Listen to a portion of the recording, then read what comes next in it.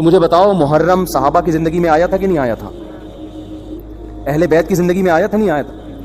کوئی ایک صحیح روایت ہمیں ملتی ہے کہ اہل بیت نے وہ کچھ کیا جو آج ہم کر رہے ہیں؟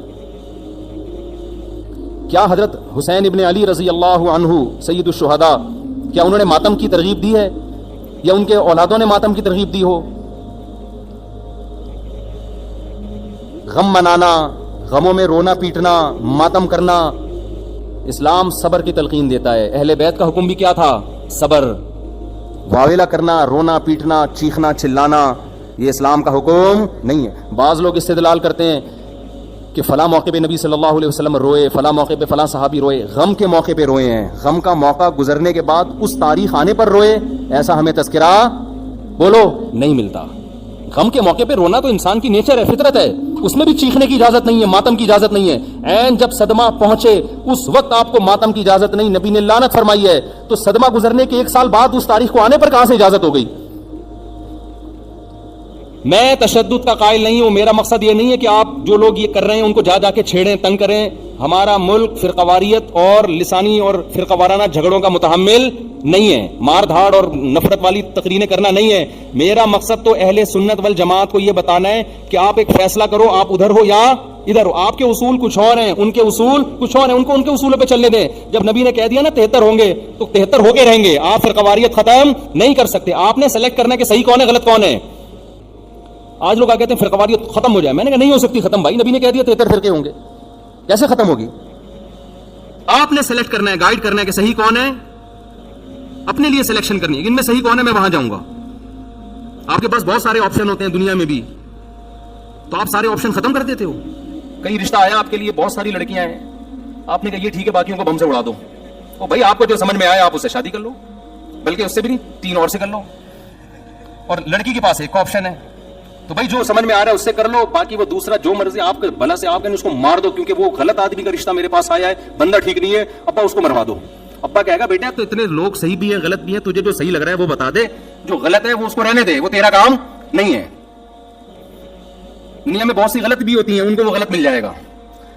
تو فرقے تو رہیں گے، حضرت عیسیٰ علیہ السلام ہی آ کے ان فرقوں کو ختم کریں گے، اور تلوار سے ختم ہوں گے یہ، اور یہ ہمیں اجازت، ہمیں بم پھاڑنے کی، تلوار چلانے کی، گالیاں دینے کی اور ایسے بیان کرنے کی جس سے نفرتیں پھیلیں، ہمیں اس کی اجازت نہیں ہے۔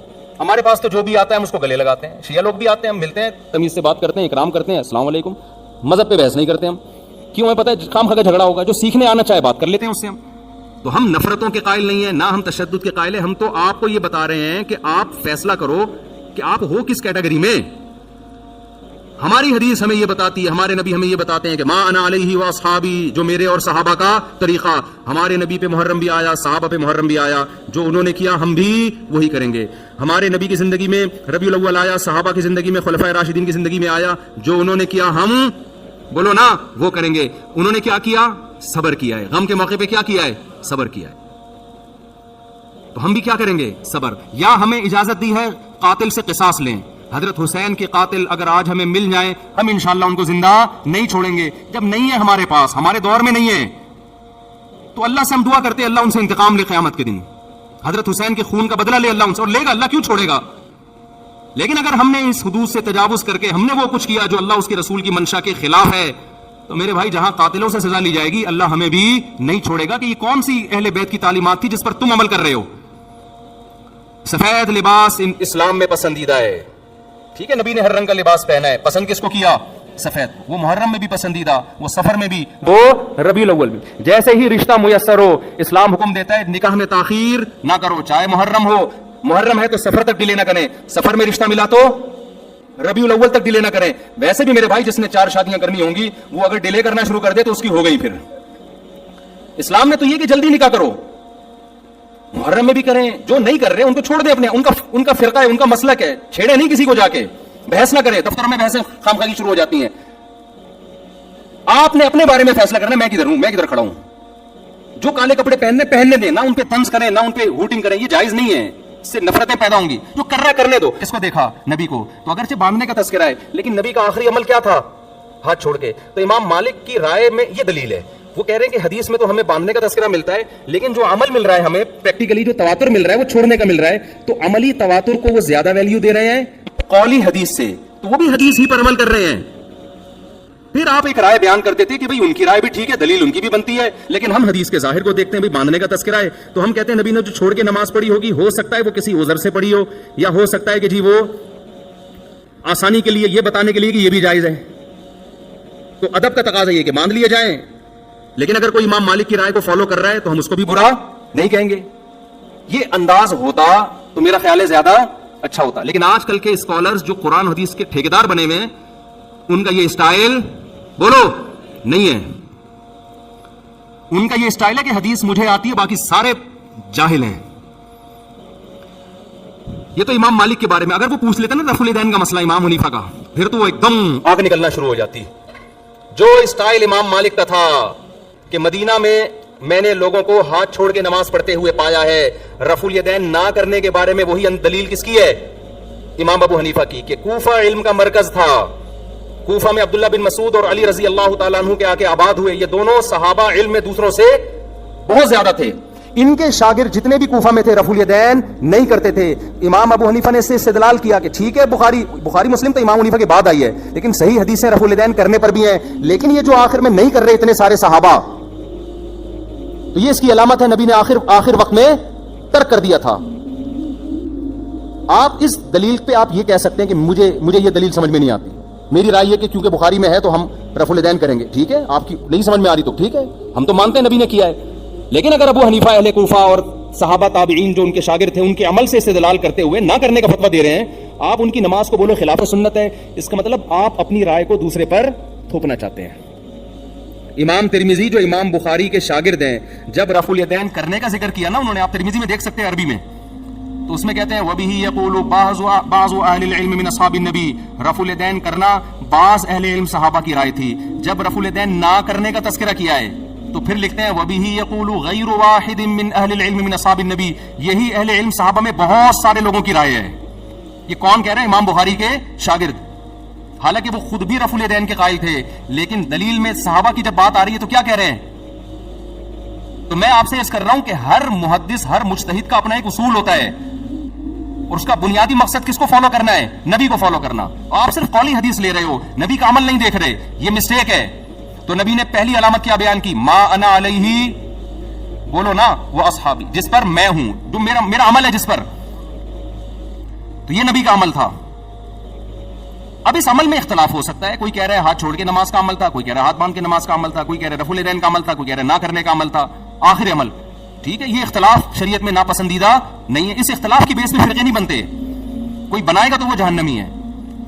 اور یہ اختلاف صحابہ میں بھی تھا, کیونکہ دونوں میں وہ علامت پائی جا رہی ہے ما انا علیہ. کامیاب فرقے کی علامت کیا ہے؟ جس پر نبی کا عمل. تو نبی کا عمل دونوں پر ہے نا, تو اس میں آپ دونوں میں سے کسی کو بھی غلط بولو نا یار.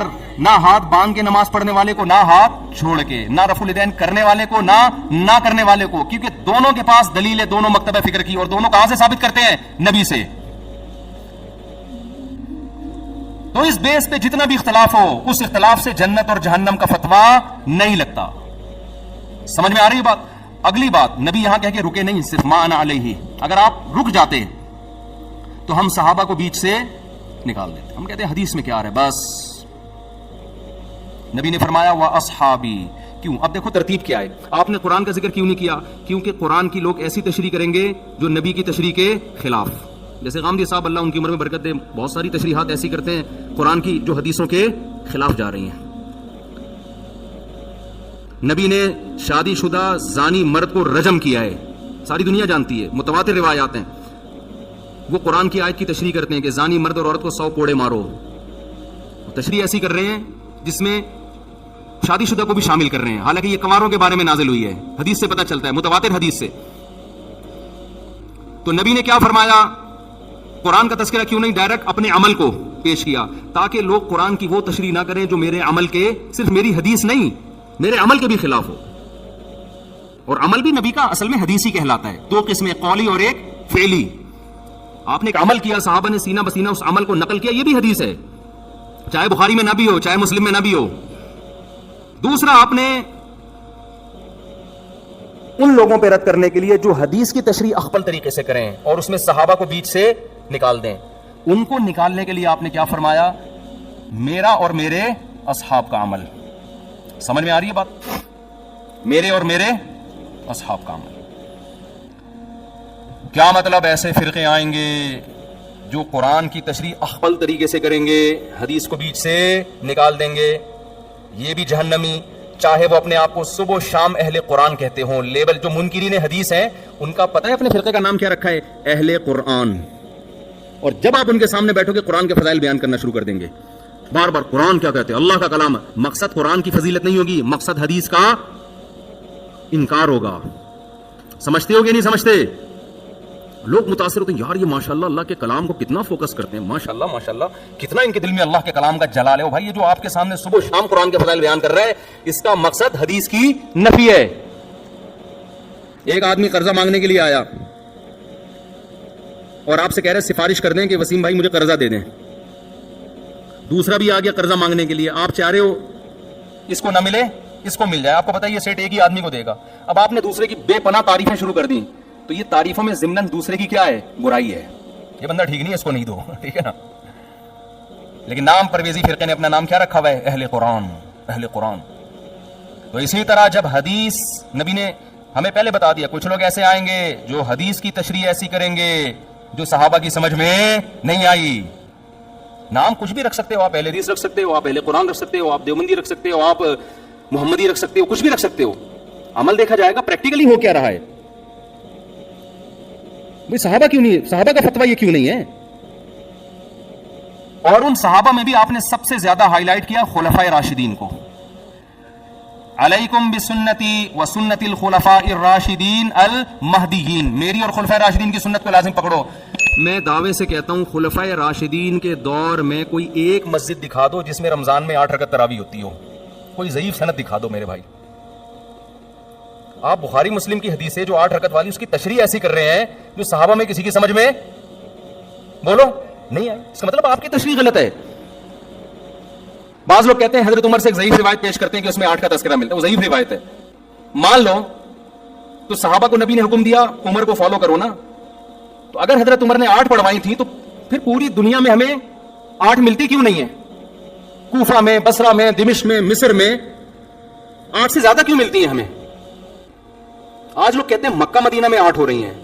بھئی آج کا مکہ مدینہ لوگ ہیں, یہ 1200 سال 1300 سال پہلے کا مکہ مدینہ لوگ ہیں.